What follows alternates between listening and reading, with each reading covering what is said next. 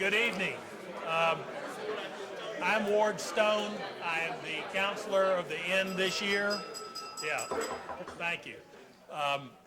Good evening. I'm Ward Stone. I'm counselor of the Inn this year. I'd like to welcome you all to the reception portion of the program. We have 74 in attendance tonight, which is a record for the Inn, and I'd like to express our appreciation for everyone's turnout. Without further ado, I'd like to turn it over to our president this year, the Honorable John Laney, who will introduce our speaker. Our speaker asked me to just give his name and let him start, but I'm going to have to disappoint him and mention just some of the highlights of his life and career. He was born in Shreveport, Louisiana, attended Dillard University in New Orleans, where he graduated magna, got his JD from Loyola in New Orleans. All three brothers in the family became lawyers. One of them is retired Assistant General Counsel for Verizon, and the other is on the bench of the Louisiana Court of Appeals. So quite an accomplishment for that family in the law. He began his career, as many of us did in those days, as a captain in the United States Army JAG Corps, where he defended soldiers at Fort Sam Houston, Texas. He spent a year in private practice and then a year in the Louisiana Attorney General's office, became an assistant U.S. attorney for the Western District of Louisiana, returned to private practice before being elected to the Louisiana District Court for the First Judicial District, and after 6 years at the trial bench, he was elected to the Louisiana Second Circuit Court of Appeals. In 1994, he was appointed by President Bill Clinton to the Fifth Circuit Court of Appeals. He was the first African American to serve as chief judge of that circuit, and he's been the chief judge since 2012. He serves on the Federal Judicial Conference and was on the Federal Rules Committee. He served as chair of the Advisory Committee on the Federal Rules of Appellate Procedure of the Judicial Conference. He's been greatly involved in his community throughout his life. He's deeply involved in his church, his alma maters, the Boy Scouts of America, and other professional and charitable organizations, and has received many awards for his devotion to community service. He's a dedicated member of the American Inns of Court, formerly serving as vice president, and has been president of the American Inns of Court since 2014. And you have an opportunity every time you get a bencher to read his column, and you should read his column on page 2. The Honorable Chief Judge Carl Stewart of the Fifth Circuit Court of Appeals.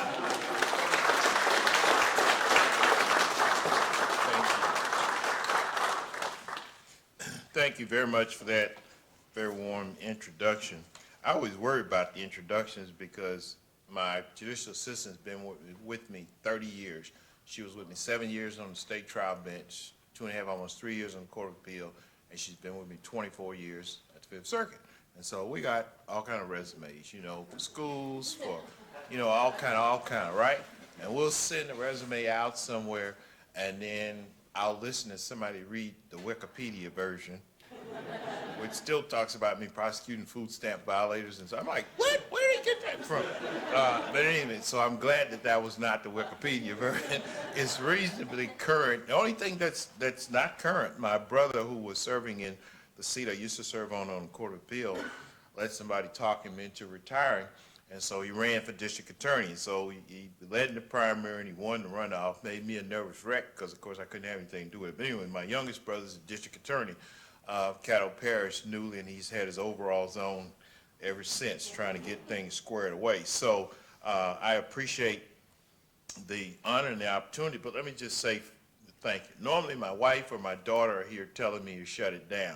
But because you're listening to me while standing, I promise you I will be very aware of the fact that you're standing to hear me, and I'm just going to make some remarks. But I just want to say it's a privilege and an honor to be here. It's more of a privilege to serve as president of the American Inns of Court Foundation. I came on to this. People do for people, and I always teach my law clerks, life is really about relationships. You can know a lot of stuff, and you can know less stuff. But if your relationships are in order, you can get a long, long way. And so I was called by a friend of mine, Judge Wally Daniels on the district court in Colorado, who asked me about serving on the American Indian Court Board. And at the time, and if you read my resume has always been full, because I've always been involved in community activities and so forth. And back then, kids in school and doing all that stuff. I needed something else to do, like holding the head, literally. But he called me and he asked me, and he said, well, you'll enjoy it. And at the time, I was a charter member of the Harry B. Booth American Indian Court, and I still am an active member of my own end. I go to the end meetings and so on and so forth.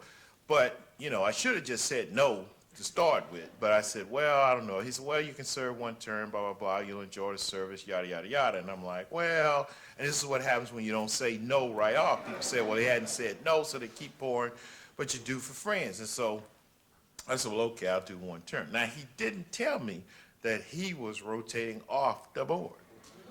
Now, of course, you can say you didn't ask him, and we all lawyers know what happens when you don't ask the question, right? So he was retiring, rotating off. I didn't ask him. I agreed to do it because I was going to be there with him, right? But anyway, that was in 2003. So I only went on the board to serve one term because he asked me. I thought it would be a nice thing to do, and here I am. So I said all that to say, being president of the American Indian Court was never on my bucket list at all.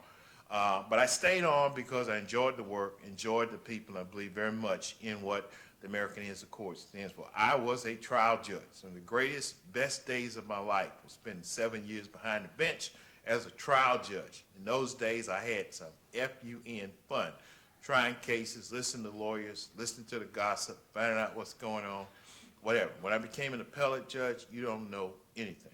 You don't find out anything. You don't even know whose children are lawyers. You don't know anything. And by the time you get the news, it's really old news.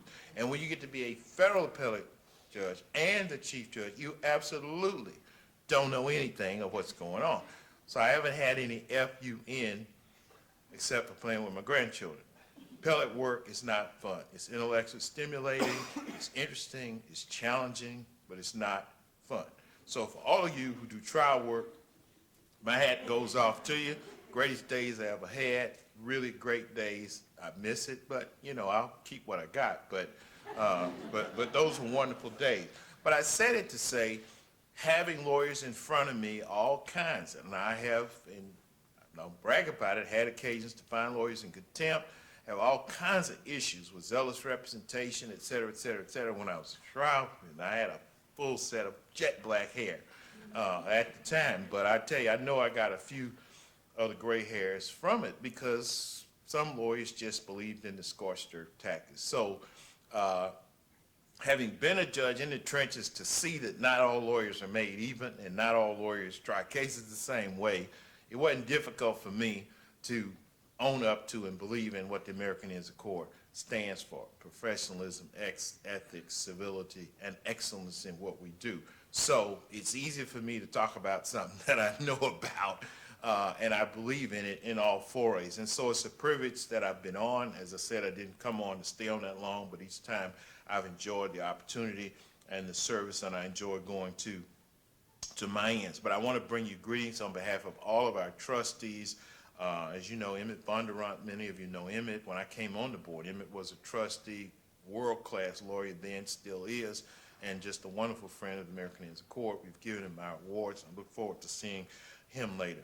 Our executive director, Brigadier General Melinda Dunn, and I just tell you, as being a chief judge, there's nothing I enjoy more than taking orders from a general. And, General Dunn is straight. She's served 28 years in the Army, been to Iraq, done more stuff than I would be too scared of doing. But she is just straight A, grade A wonderful person to work for. And another one of those people that I should have said no to when she first asked me. But anyway, I didn't, and so I've enjoyed it. And so she is a consummate professional. And so wearing the dual hats of being chief judge and president in the court is a challenge, but it is doable on most days because of the stellar support of really, really first-rate professionals, both at the Indian Court as well as at my court. And so I'm enjoying it. I appreciate it. I have I'm in year 4 as Chief Judge. I have 3 years left on my term. I'm hoping there's no supervised release attached to being Chief Judge, but at any rate, it's interesting. Why? Because I enjoy meeting people. I enjoy getting around. I enjoy getting out in the field to promote what we do. In 2015, I had a lot of great opportunities to visit inns like this. Visited and spoke before the New Orleans Joint Inns, a diverse group of Inns of Court, 5 there. Went to Boston to speak to their Boston Joint Inns group, to the Warren Burger Inn in Minnesota and St. Paul, where they celebrated the 25th year. Went to the Inn of Natesh, which is down in Acadiana, Louisiana, where they speak Cajun French. And I went like this, and when I went into the inn setting to do my speech, there was the catfish cooker, and there was the French fries going and so forth, and I realized that I was not the premium item for the evening. And so it was the catfish going and so forth, and so I had to kind of taper my approach a little bit. But why did I say that? It's because in each of the settings I've gone, it's clear to me every inn has its own signature. Every inn has its own culture. It has its own sort of way that it does, way it's organized, even though all have in common promoting the common principles that we stand for. I had a chance last year, the dean at Texas Tech, Darby Dickinson, invited me to come out to see their Magna Carta program. I frankly will be honest with you, I didn't know. I knew in the abstract that we had some law schools with Inn of Courts in them, but if you had asked me, where are they? I wouldn't have told you. But I was amazed when I went out to Texas Tech in Lubbock, which I had never been out there. Amazingly, the Inns of Court chapter is on the campus of Texas Tech. One of the Supreme Court justices for the Texas Supreme Court is a member, and he commutes back and forth to their meetings. It's a wonderful experience. Again, it pointed out how the cultures of every inn is differently. That segues me to say this. We have 382 chartered inns, but to date we now have 95 specialty inns. Your inn, the Drake Inn, is one of our specialty inns. My home inn in Shreveport is what we call a general purpose inn. They're prosecutors, they're plaintiff lawyers, defense, et cetera. We don't have a specialty inn, and we only have one inn in my hometown. But increasingly as I go around and as the inn movement grows, it really is growing in the specialty inn arena. We actually have 25 intellectual property inns, 22 family and probate inns, and we have 12 bankruptcy inns. And there's a host of other ones, specialty inns, but it's just to point out the specialty inns is a growth phenomenon, I think, in the American Inns of Court. So I applaud you in this bankruptcy inn for your having formed the inn here, and I'm sure that the bankruptcy area is an area where that's going to grow more. I had the privilege on October 30th to present the charter at our newest inn, and that's out in El Paso, Texas. At our Fifth Circuit Judicial Conference several years ago, just before I became Chief Judge, the judges out in El Paso asked if it was possible for us to hold court out there. Now, in 106 years of the Fifth Circuit, court had never been out there. You have to understand, El Paso is 800 miles from New Orleans. The lawyers there can get to Los Angeles cheaper, quicker than they can get to New Orleans. So it's so far out there, nothing is ever held out there, despite the fact that it's a huge metropolitan area. Long story short, I said I haven't read the papers yet. I don't know what the duties of the chief judge are, but I think I probably can arrange that a panel can come out there, especially if I come.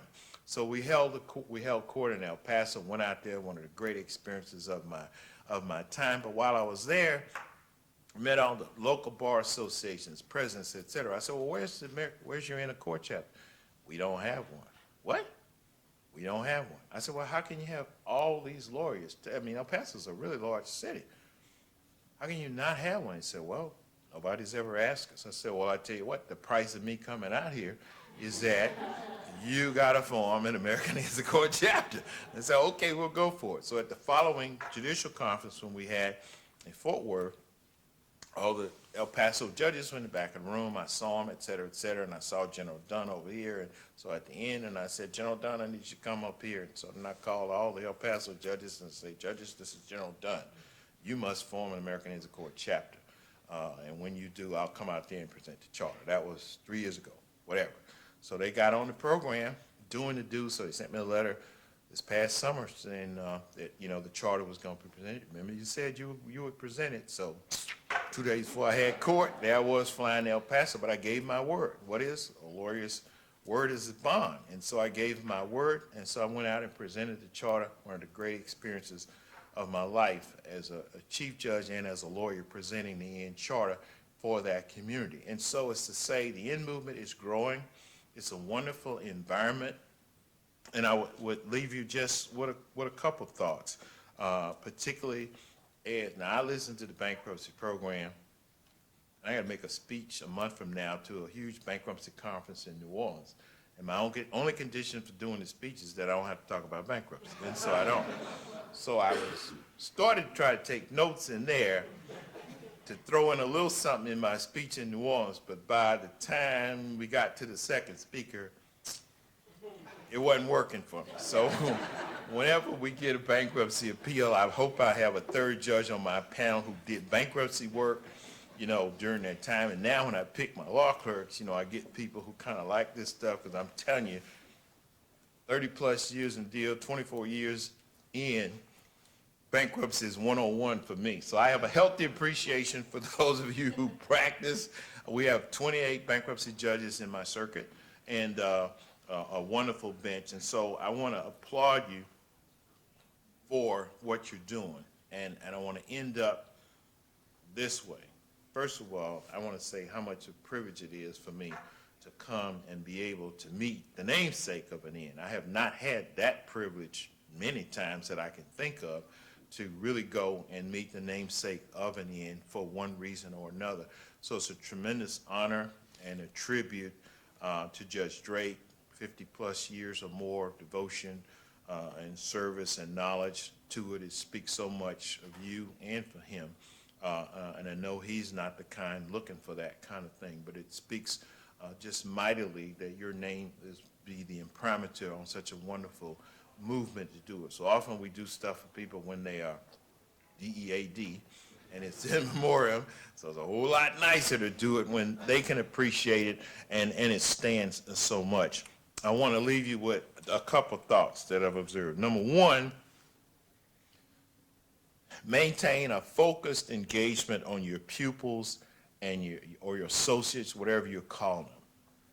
Often what happens in the INs, the old heads, the gray heads, the masters, the ones who've been around, spend a whole lot of time jawing with each other, and the associates and the pupils are kind of over here, and so part of the reason they come in is to interact with the masters and with the judges. And one of the worst things is to do an exit interview with a pupil at the end and say, well, how was it? Well, it was okay. It wasn't exactly what I thought. I thought I was going to get to meet Judge X, or I was going to meet Judge Drake, but it just kind of didn't happen. Now, that is a bad experience. And so focus on your pupils, just because they rotate out. And they actually become the best ambassadors we have for the American Indians of Court, because they haven't learned any bad habits yet. They haven't learned any bad habits, so send them out. So even though you're in a specialty, focus on your pupils, your associates, because they can advocate professionalism, civility. And second, maintain strong, creative, educational programming.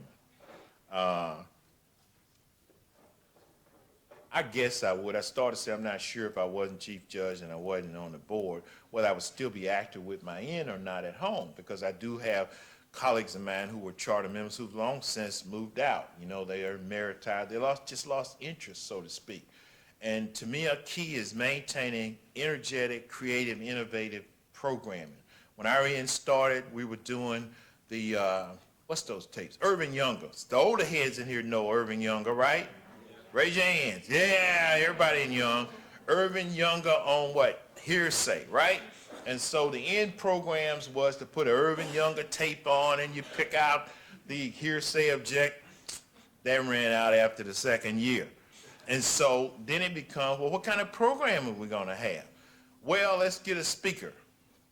So people get lazy, they get a speaker. Well, then the team members don't have anything to do. And so the talking head gets there and talking, so the young members there say, well, it was all right, it was just like another bar program. But when you have creative, innovative programming, panels, skits, all kinds of ways, it keeps the juices flowing, it keeps the older heads coming to the meetings, it energizes the younger people, and it's not just the same old, another legal organization to go to another meeting. The strongest ends we have are the ones who maintain creative, active programming. And that becomes key for your leadership, for your executive committee and others to rotate and to keep thinking and do it. My end got bogged down on continuing education. Does Georgia have continuing education? Well, we have continuing education in Louisiana. I snicker because when I became a federal judge, I used to always have hours to carry over. And so when I became a federal judge, the year was busy with, trying to get nominated and all that stuff, so it looked like I was going to be short for some. So I went up to see the chief judge, and I suppose, how do you handle this? I said, I always have excess hours, and what am I going to do? When he got through laughing, he said, you mean you agreed to accept a job being a federal judge, and you don't know what the perks are? And I said, well, no, sir, I don't. He says, federal judges don't have to get continuing education. I'm like, oh, okay, I was too happy to get the job. I figured I'd find it out later. Although, even though we don't have to have it, I guarantee you if I'm still doing it, I have way more than the continuing education now. But my point is, my end got bogged down trying to program because everything had to be CLE. And if it wasn't CLE, it just went, and I'm like, look, the people who are in your end are not worrying about their CLE hours. These are the great lawyers. These are the people going to have excess hours. Don't eschew it, but you don't have to make every program about continuing education. It's boring. A keystone of the American Ends of Court, and you'll see it in our strategic plan, is mentoring. We want to be the primary area for mentoring of young lawyers and lawyers, period. And so there are a lot of different ways of what they call it. It's sort of like speed dating. It's called speed mentoring. There are a lot of different mentoring pieces. So I would just implore you as you begin, always keep the mentoring piece centered in what you do, because that really, to me, is what distinguishes us from just being another legal organization, but more to the point, that's really what the younger people are looking for. I've had 74 law clerks in the 24 years that I've been a federal judge. I used to do one-year terms. I now have a career clerk only because I'm chief judge. The best part of my job and the legacy I want to leave are my law clerks. Not the opinions I've written, not my colleagues. Don't tell, oh, this is live streaming. Sorry.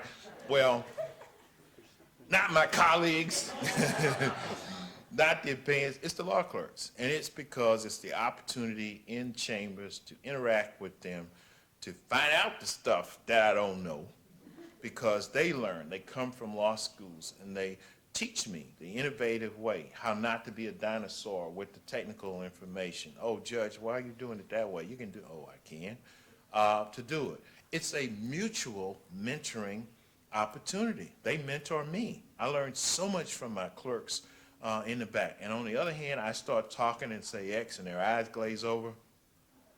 Have y'all ever heard? No, sir. Okay. Let me start over, because I'm talking about something they weren't born when it happened. And so I have to kind of reflex and go back and say, once upon a time, you know, we couldn't all sit next to each other, and we couldn't do this, and we couldn't do that, and I got to move it on up, you know, to do it. Well, it's a dual mentoring thing, so we learn. So I want to impress upon you the value of mentoring, of young people. Where's Armstead? Armstead, you still in here? Young man in the back there, Armstead Lewis, is in the back. I mean, totally removed from this, but he applied to me. He's in school here at Emory, but he applied to me to clerk for me, and so he's one of my clerks for 2017, 18? 2017, 2018. So he heard I was speaking, so he came over, and so we've gotten a chance to visit. So I'm eclectic in picking my law clerks. I think I've hired from 38 different law schools. You know, I find talent any and everywhere in order to do. So the last thing, aside from applauding Judge Drake, I want to applaud this law school for this wonderful facility, absolutely beautiful and marvelous. But the partnership between the inn and the law school, of your holding your meeting here and having this setting, I think where else could professionalism, civility, ethics, and excellence be promoted than in the very law school where we're trying to teach. Often when my law clerks come, I'll say, have you ever heard of American Indians Court? You know, law clerks, they don't know what's the right, they don't want to say no, you know, there's one of them uneasy moments, but I can tell they never heard of it. And so I said, okay. So I explained to them and all that, and I invite my clerks to go to the meetings. I don't make them, although they view kind of anything I say as probably we oughta. But my point is, they come and they have never heard of American Indians Court. And so I do give them, I copy my bencher every month. I make 5 copies, and I give the law clerks a copy of the bencher. I can't guarantee whether they read it or not, but I do send it back there. Well, if nothing else, when they leave me, I want them at least to have heard of the American Indians Court. If they go to their law firm, they're asked, and so on and so forth. So there are a lot of different ways. So I'm hoping that, my clerks and others will at least engage in a way to promote and enhance the profession. And so the last thing, my daughter by now would be rolling her eyes. She said, Daddy, you said last a long time ago. But in any event, the last thing, the strong ends that we have maintain vibrant interest and activity by the judges. I can show you on paper where ends have tapered off, some even have lost charters and so forth. It's when judicial involvement tapered. Now that is not to be heard to say that the judges are the most important part of the end, because if you ask me, I say it's the pupils. And it is the masters who do the work, but it's just a fact. If you don't keep the judges engaged and involved, something just kind of happens. Many of the lawyers come because the judges are there. So while you're in the the honeymoon days of your end and going, keep your judges involved, actively involved. It's possible to rotate people and so forth. Do that and keep them involved. And so I believe those are just some ingredients to a strong end. Dean, thank you so much for the tour you gave me earlier. This is just a world-class facility, great views. People could come here and just chill out there and, worry about it at exam time. But anyway, it's a beautiful facility a long ways from when I went to school. So I want to thank you for inviting me to come and share this time. I deem it a privilege to serve you as president of the Inn, and I look forward to supporting you, and anything I can do, please let me know. I've been asked to announce that they're going to keep the bar open for another half hour or so. Cheers.